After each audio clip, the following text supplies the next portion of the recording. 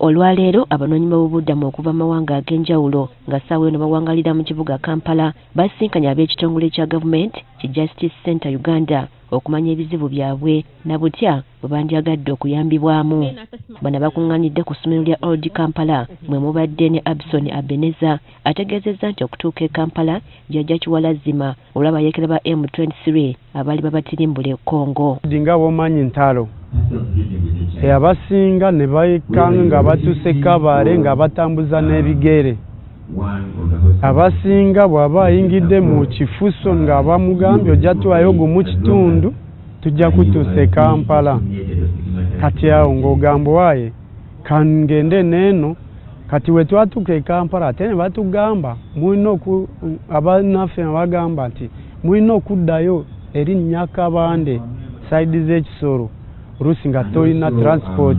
Agamba ku myaka 2 gy'amaze wano embeera tebeerangako nnungi okuviira ddala ku by'ensula, ebyendya n'ebizibu ebirala eby'enjawulo. Engeri gye tubeerawo kugamba nti tusobola kwekuŋŋaanya nga tuli bantu nga 7 ne tufunayo akayumba ka bibaatibaati ne tusula ng'omwo.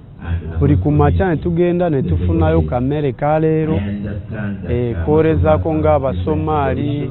Agamba nti agezezzaako okunoonya emirimu gye yakugukamu wabula olw'obutaba na biwandiiko bimukkiriza kubeera wano talina kyayinza kukola kubanga agezezzaako okubigobako naye nga buteerere. Naali driver, manyi kuvuga motoka, manyi kuvuga piki, manyi kusala nviiri.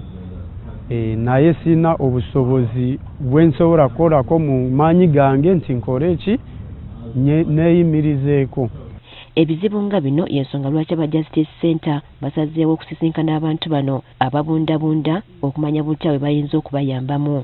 Dr. Sikwaka amyuka munnamateeka w'ekitongole ki Justice Center Uganda agamba nti emu ku bye batunuulidde kwe kulaba butya abanoonyiboobubudamu bwe basobola okufunamu ebiwandiiko okubeera wano batandika okuganyulwa mu buweereza ng'abantu abalala. Ekizibu ekisinga ba refugee kye basinga okuba nakyo kya registration, okubanga balwawo okubawandiisa.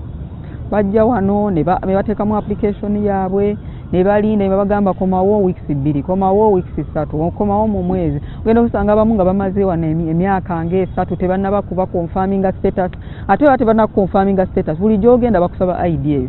Agamba nti gavumenti erina okuwa abantu bano obukuumi obusaanidde kubanga bangi basiba mu kwekweka olw'okunoonyezebwa gavumenti gye baava. Era n'ekizibu ekyokubiri be bano abadduka mu nsi ezimu ez'entalo ez'amaanyi nga Sudan.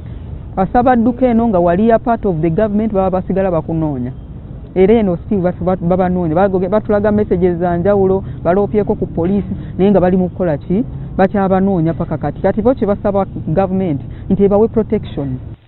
Soya Naomi omulamuzi wa kkooti y'e Mengo agamba nti okusinziira ku mateeka tali munoonyiboobubudamu atalina kuweebwa ddembe ng'omuntu omulala yenna era n'abasaba obuteetya beekubira enduulu okusobola okuyambibwa. Refugees are human beings like us and so they are entitled to human rights like any human being. They have a right to shelter, a right to food, a right to own property, a right to legal services among other rights. Webutuukidde olwaleero nga Uganda erimu abanoonyiboobubudamu abasukka mu kakadde akalamba n'ekitundu kyokka nga n'abatali bawandiise bayitirivu.